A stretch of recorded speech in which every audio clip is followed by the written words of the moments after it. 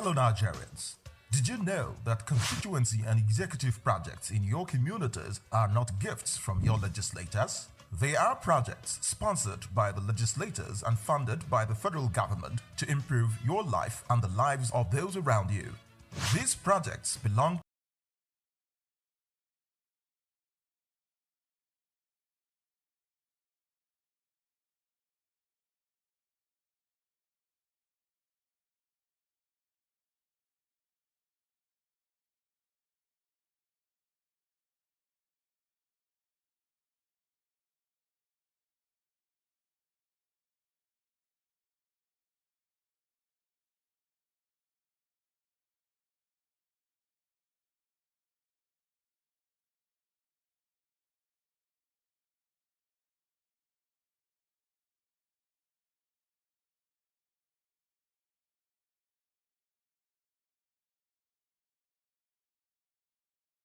It didn't happen overnight.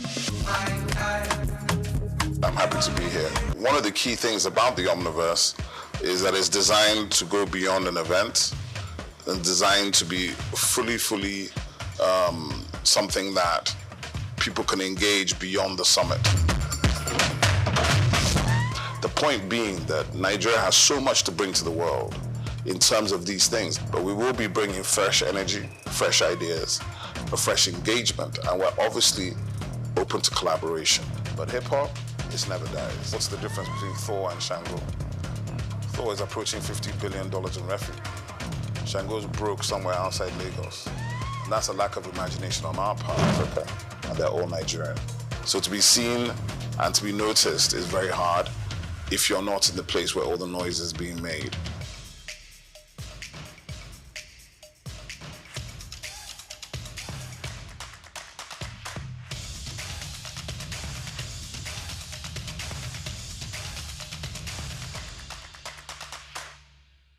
Protect let's talk about your heart, the tireless engine that keeps you alive. Most heart diseases are preventable through daily habits, not just medication. Eat for your heart. Choose foods rich in fiber like oats, beans, and vegetables. Use healthy fat from olive oil, avocados, and fish. Limit salt, sugar, and trans fats. They stress your arteries. Move every day. Even 30 minutes of brisk walking improves blood flow and lowers cholesterol. Your heart loves movement more than marathons. Quit smoking. Cut alcohol. Tobacco and excessive alcohol damage your heart lining and blood vessels. There is no safe level of smoking. Quit early, live longer. Manage stress. Chronic stress raises blood pressure. Practice deep breathing instead. Stay connected with loved ones and rest well. In summary, your heart responds to how you live, not just how you treat it.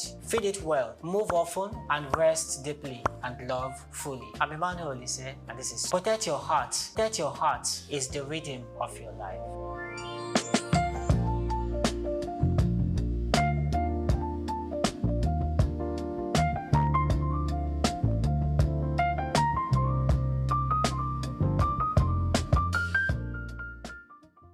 A new generation of Nigerian artists is breathing life back into the age-old craft of bead making, a tradition that has adorned the necks, wrists, and waists of Nigerian women for centuries. Beads have always held a significant place in Nigerian culture, symbolizing wealth, status, and identity. In ancient times, they were used as currency and were integral in various rites of passage from birth to marriage. However, with the advent of modernity, the demand for traditional bead making dwindled as imported jewelry and contemporary fashion took center stage. In this special report, Bayo Olaoye will explore the noticeable resurgence in the popularity of beads, fueled by renewed interest in African heritage and craftsmanship. This revival is not merely a nostalgic nod to the past, but a vibrant contemporary movement that blends tradition with modern fashion trends. Artisans are at the forefront of this revival, infusing new life into beadwork by incorporating innovative designs that appeal to today's fashion-conscious consumers. Their collections, which range from bead necklaces to bold statement earrings, have found their way into the collections of top Nigerian designers and onto the necks of celebrities, musicians, actors, actresses, and socialites, both at home and abroad. One of the driving forces behind this resurgence is the growing pride in African identity. As more Nigerians embrace their cultural roots, there is a rising demand for fashion that reflects this heritage. Beads, with their deep cultural significance, are the perfect medium for expressing this identity. They are no longer seen as relics of the past, but symbols of a proud and vibrant culture.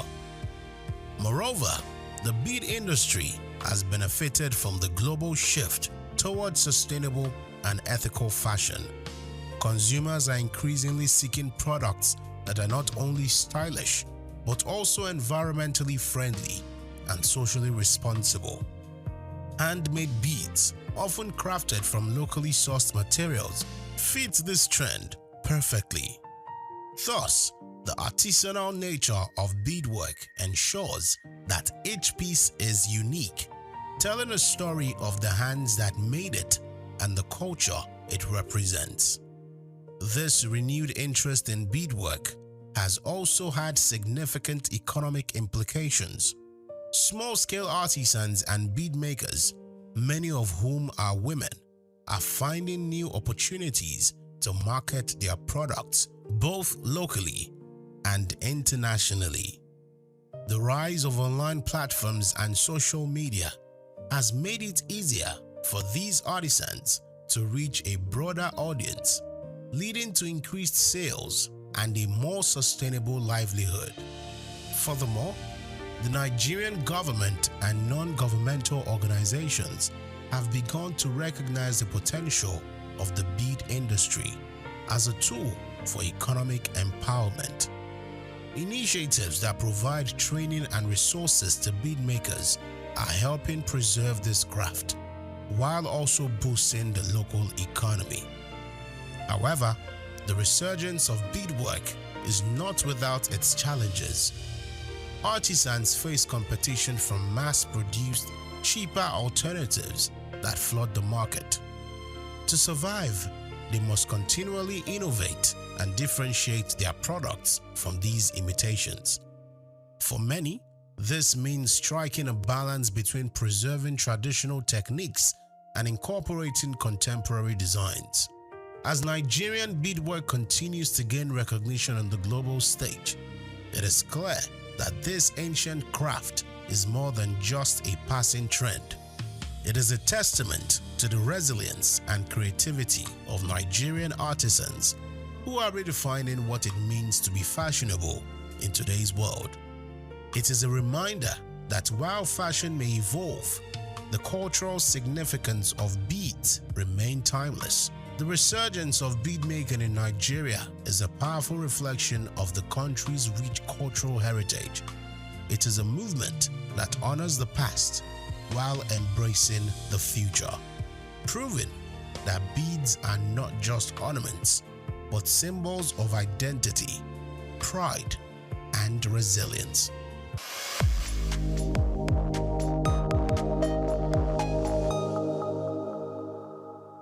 Africa is on the rise, and at the forefront of its growth is a sector as old as civilization itself: agriculture.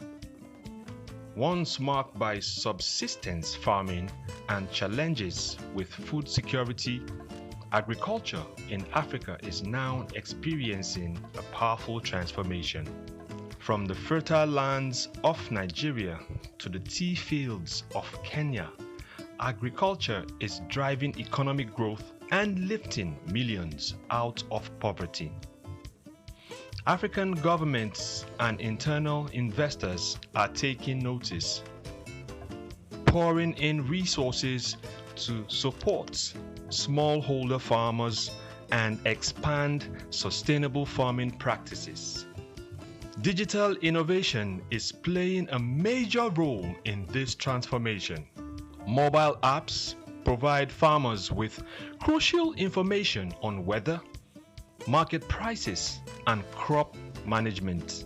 These digital tools are empowering farmers to make informed decisions, increase their yield, and get fair prices for their produce. Now I know when it rains, I can plan my planting better, and I know where to sell my crops for a good price. It's really changing our lives. We are committed to investing in agriculture as a pillar of our economy. Our goal is to make farming not only viable but a source of wealth and stability for our people. African countries are also scaling up for exports, especially in high demand crops like coffee,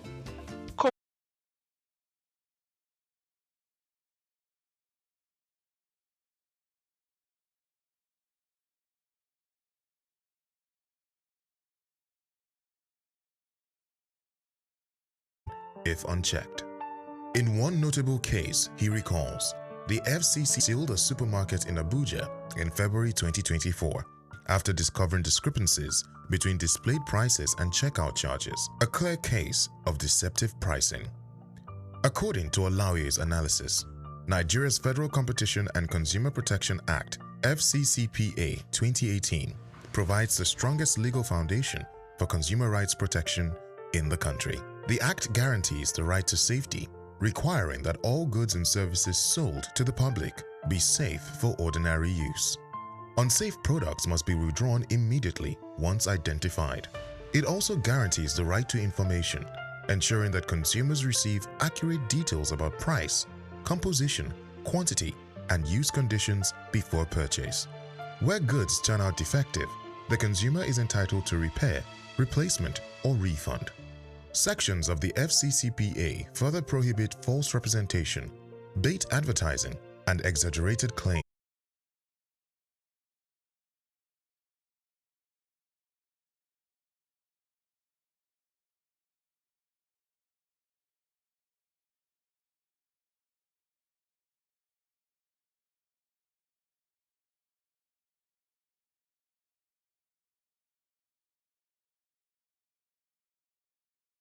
Working is messy, tiring, and just not worth the trouble. But others, they see something else. They see polished tables, handcrafted shelves, stylish tools. They see money-making ventures. Today, we are talking woodworking, from basic tools to beautiful designs, and how to turn timber into treasure. Now, let's cut into it. Step 1. Pick your project. Before you saw your first board, ask yourself, what do you want to build? Furniture, shelves, decorative wall panels, or maybe customized kitchen boards? Start small. A simple stool or bookshelf can teach you the basics and still fetch good money. Let's move to step 2. Tools, timber, and a plan. You don't need a massive workshop to start. Basic tools like a measuring tape, handsaw, drill, clamps, and sandpaper will do. Choose durable wood too. Choose durable wood like teak, mahogany, or poplar for long-lasting products. And don't forget the blueprint. Sketch your project